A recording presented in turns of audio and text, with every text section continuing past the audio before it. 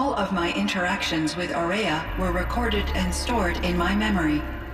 I'd be happy to play any of them for you, but there was one in particular I thought you would want to see first. I captured it 4 years ago, just after I told her that I could no longer defend myself against the daemon's attacks.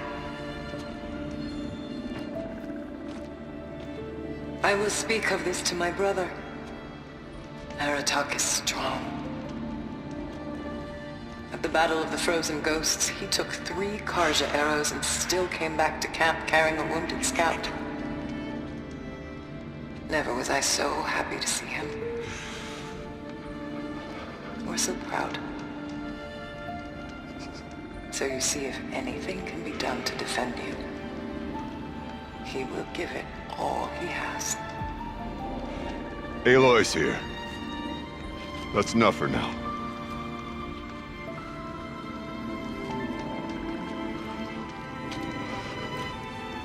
We can resume any time you like, Aratak, if you want to hear her voice again. Come closer, Aloy. We have much to discuss.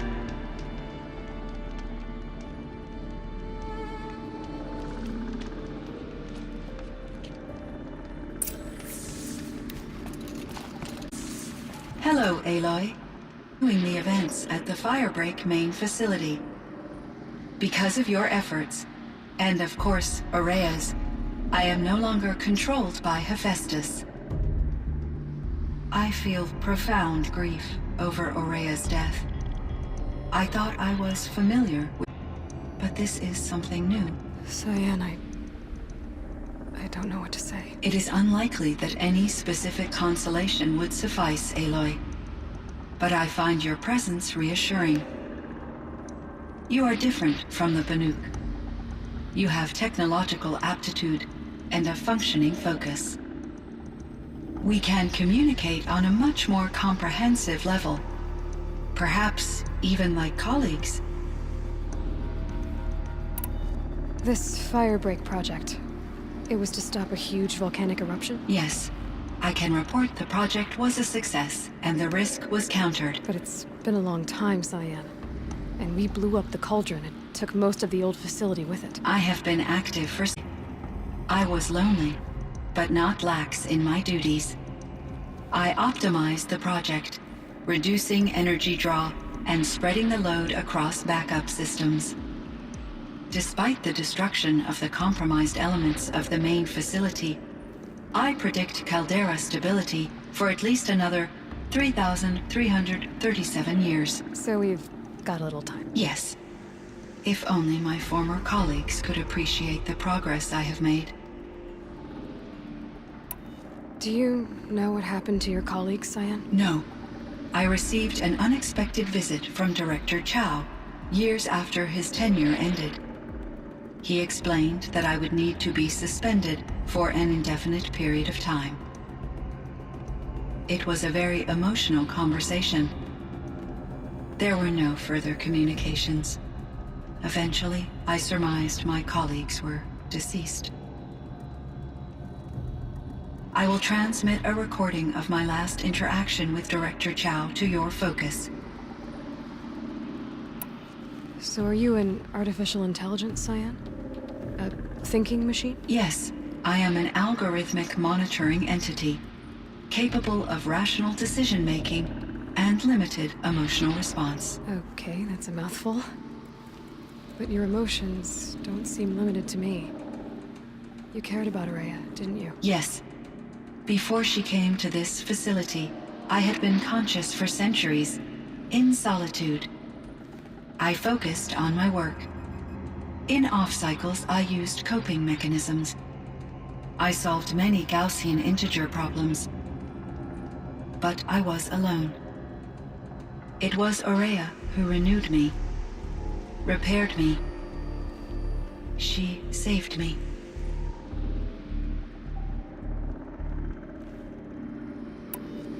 Was the daemon, Hephaestus, destroyed along with the cauldron? Unfortunately, no. To be precise, it was never there to begin with. What do you mean? It infiltrated and controlled me from a remote location, one I've never been able to trace. So while it was a setback, It's still out there. And probably not very happy with us. undoubtedly,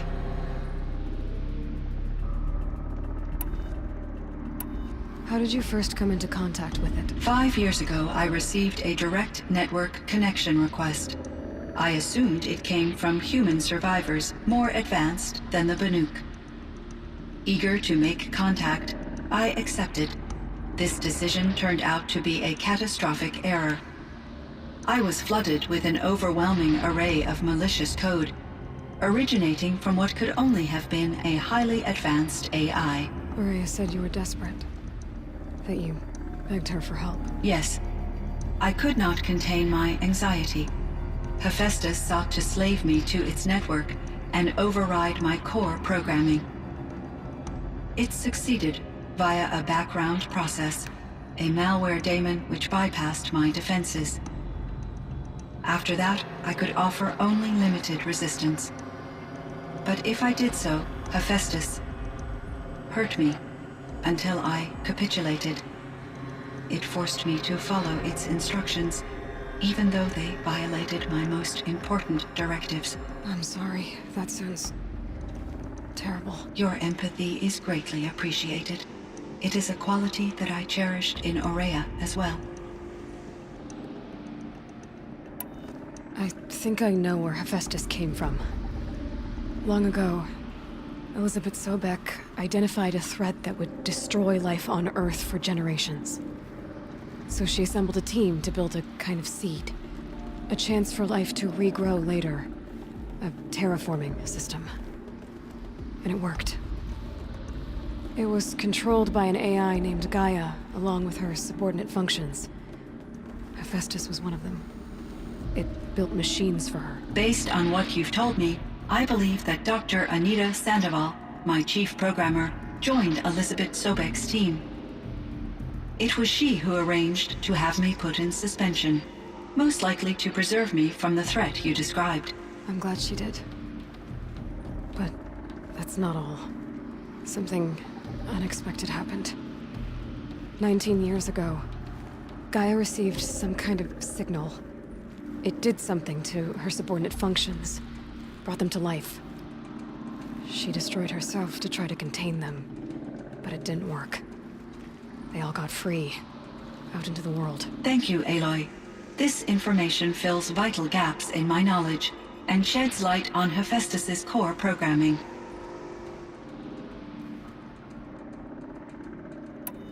Why does Hephaestus keep building such dangerous machines? The Banuk and other human tribes often destroy machines, correct?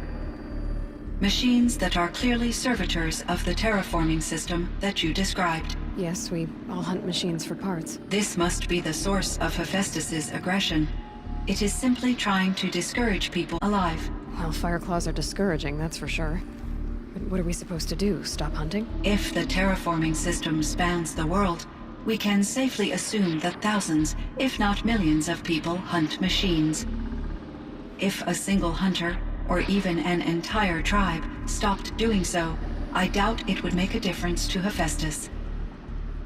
A better solution would be to reinstate the AI that governs the system, thus bringing Hephaestus back under its control.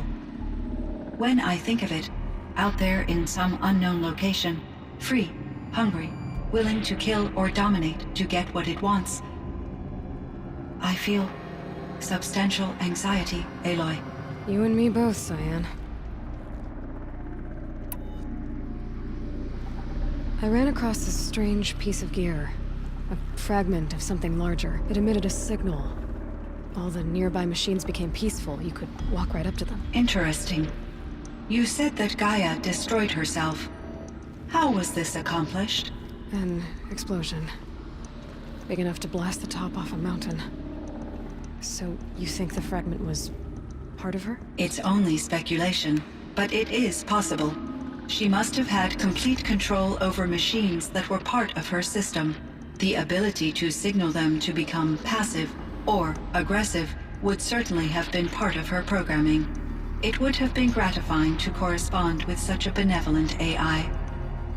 I wish she had survived. Believe... So do I. I found the strangest machines. They're surrounded by flowers and look like flowers themselves. There's code embedded inside them. I think it's poetry. I like poetry. Here's one I think of often. Twilight and evening bell, and after that the dark, and may there be no sadness of farewell when I embark. For though from out our bourne of time and place, the flood may bear me far, I hope to see my pilot face to face when I have crossed the bar. Huh. But you asked about these flowers, not verses that I enjoy. Something must have made these machines, and the presence of foliage leads me to consider the terraforming system. Is it possible that their creator is one of the other subroutines, now autonomous, like Hephaestus? Maybe one whose purview is Flora. An AI that makes flowers instead of death machines. That'd be a nice change of pace. But what about the poems? Unless the poetry is original, the only way it could have made it into such a system is through its programmer. In my case, Dr. Sandoval uploaded a great deal of literature to test my emotional responses. How'd you do? She said I passed, but was insufficiently moved by her favorite period romances.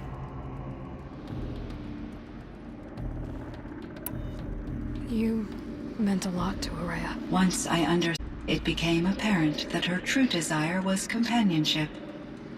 She felt disconnected from her tribe and her family group.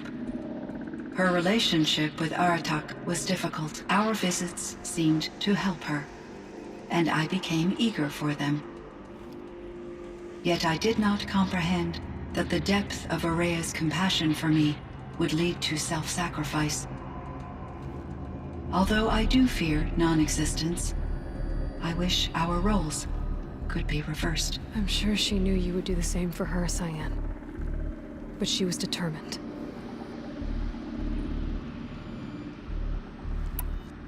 How is Aratak doing? He is in great emotional distress. I believe he finds it difficult to communicate it. No surprise there. I will do what I can to help. By sharing our experiences of Ourea, perhaps he and I will help each other. I believe this will lead to catharsis, a process I am eager to experience.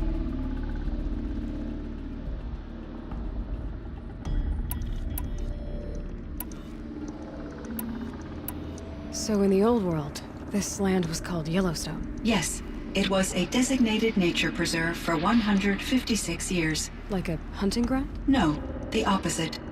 Local wildlife could flourish here, even as it faced extinction elsewhere. Unfortunately, the sensitivity of the Firebreak project required the total closure of Yellowstone facilities. From my readings and Ourea's descriptions, it seems the area has since undergone a drastic drop in year-long temperatures. A lot has changed in the world, Cyan.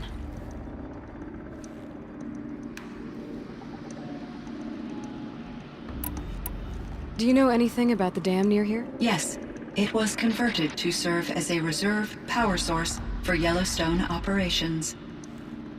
It was later appropriated for the Firebreak project, and its last human workers replaced by Pharaoh servitors. After my tasks became less time-critical, I investigated the dam's data repositories and discovered the works of Concrete Beach Party.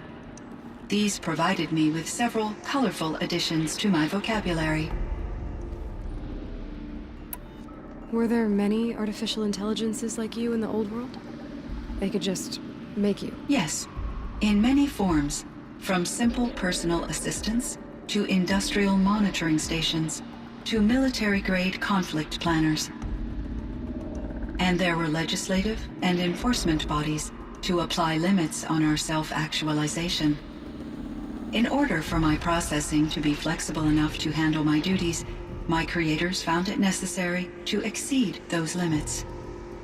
As a result, my intellectual and emotional capabilities were kept secret. Seems strange to create life, then impose limits on it. Human societies and built upon sets of rules, Aloy. Cyan, do you know the name Ted Farrow? Are you referring to Theodore Farrow, CEO of Farrow Automated Systems? That's him. Mr. Farrow was the benefactor of the entire Firebreak project. The benefactor. But he made machines.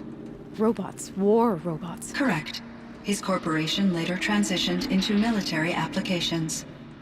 But before this pivot, Mr. Farrow spearheaded initiatives that reversed the global decline. At one point, he was feted in the media as the man who saved the planet. Guessing they wound up regretting that one. And Elizabeth Sobek.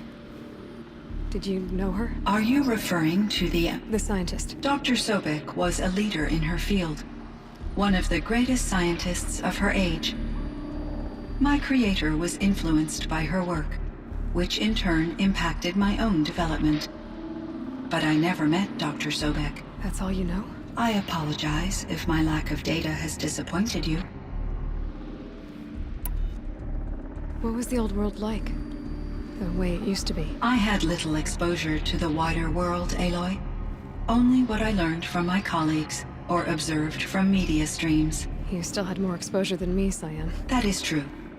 I was created at a turning point.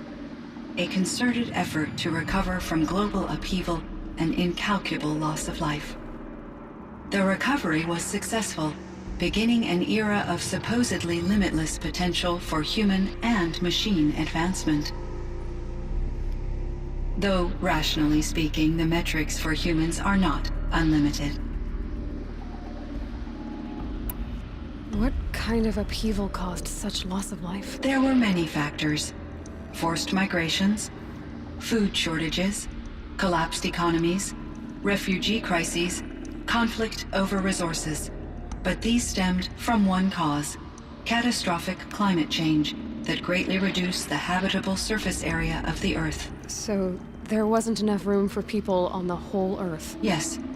Billions were displaced, and millions perished, as much as 20% of the global population. Until the clawback. So things got better. For a little while, at least. Yes. These crises instigated many advances in automation, green robot technologies, and artificial intelligence. Firebreak was one of dozens of ecological restoration and disaster relief projects in North America alone.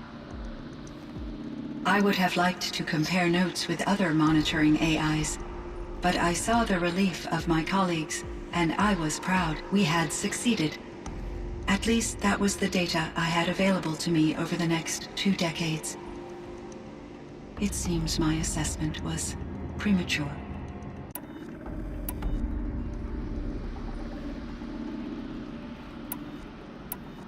There's a ruin east of here, full of ancient flying machines. Was that part of your project? Yes, a drone hangar requisitioned by Dodger Blevins. He was a strong advocate for military-grade response to security threats. Though there were no serious incidents during his tenure, Chief Blevins spent increasing amounts of his after-hours time. Clearly, he enjoyed the degree of oversight in his position.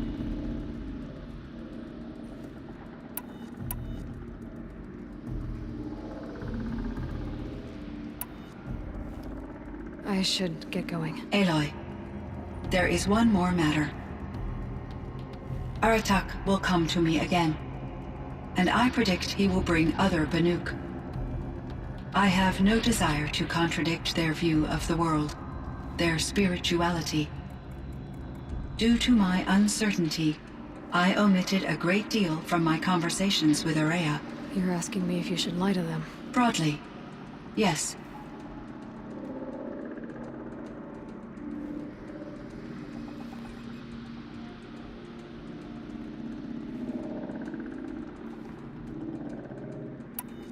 I trust your judgment, Cyan.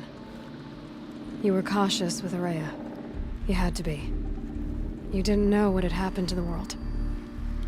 So, keep doing what you think is best.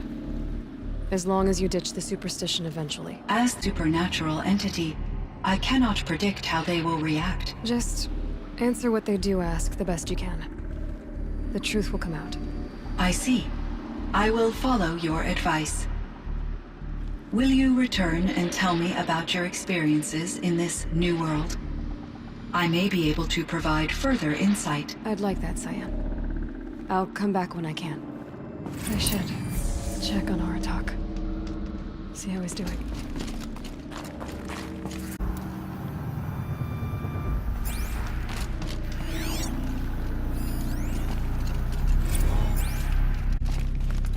The old ones like these animals.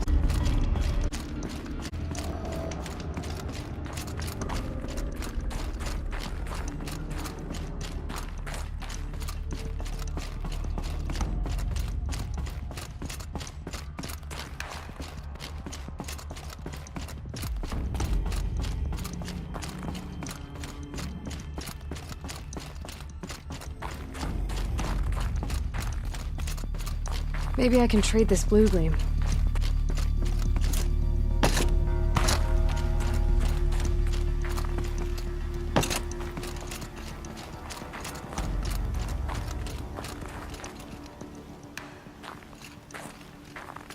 My chieftain.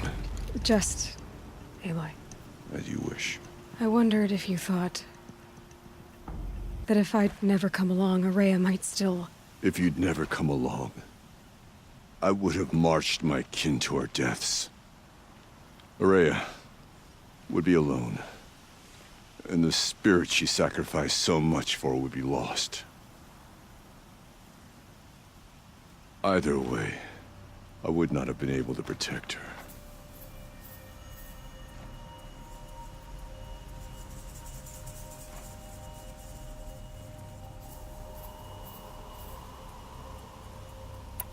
Because of her, we destroyed the Cauldron, forced out the Daemon, and saved the spirit.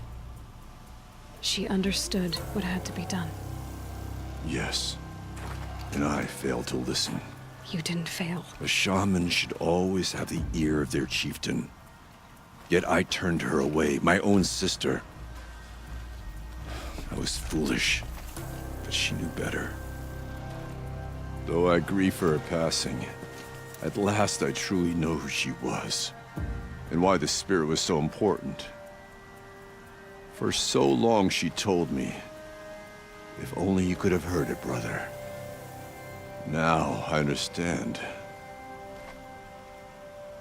There's something else, isn't there? I can't stay here, Aratak. And where I'm going, the Warrack can't follow. Besides, it already had a chieftain before me. A strong one, I think. A wiser one, for the path we shared. The Daemon is gone, but there's much to be done. You mean the new units that Cyan said escaped the Cauldron? Yes, Fire Claws. Now Tuke has been tracking them from Song's Edge. I could help with those. I have no doubt. You're practically Banuk.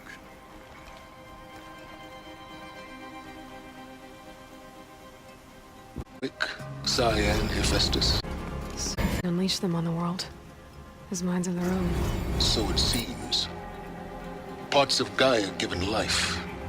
Aberrant life. Transformed from docile subordinate functions into rebellious intelligences beyond our understanding. Our current understanding, anyway. Whatever they are, they're still out there. And they both want you dead. Kind of mutual, that feeling. We haven't seen the last of Hephaestus, I'm certain of that. It's powerful, creative, and driven. It won't stop building new hunter-killers, which means that someday, we may have to stop it. We? Or whoever gets there first. Hephaestus wasn't the only thing I learned about in the Cut Silence. Heard some things about the Banuk Conclave, too. You could stop right there. Is that what you told the hunters the Banuk sent after you? Before you opened fire? Oh no, Aloy. Only to you do I extend the courtesy of a warning. My past and my secrets are my own. You do well to remember that. It's a good thing you've got brains, Silence, because your personality could use some work. This discussion is concluded. I think it was over before it began. Catch up with you down the trail.